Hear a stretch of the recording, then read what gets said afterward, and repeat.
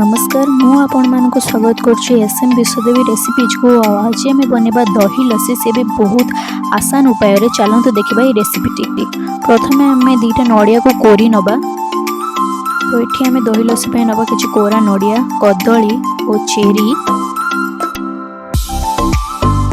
किछि किशमिश और किछि काजू। प्रथम आम दही को ग्राइंड कर नवा। तापर आपण एठी आपनक मीठा अनुसार अमूल बा चीनी नेबे। तापर से आम कदली पकईदबा।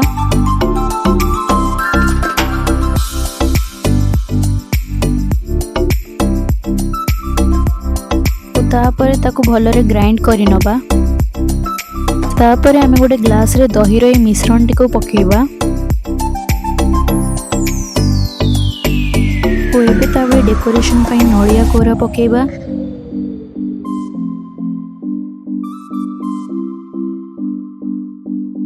काजू पकेबा। तापरे एथिरे आमे किशमिश पकेबा एवं लास्ट रे चेरी पकेकी याकू सर्व करबा। हमर दही लस्सी एठी रेडी हे गले याकू सर्व करंतु एंड एंजॉय। जदि आपनको मोर आज रेसिपी भल लगी ताले मो चैनल को सब्सक्राइब और वीडियो को लाइक करबा, कमेंट निश्चय करबा आपनको ये रेसिपी केमिति लागला। धन्यवाद।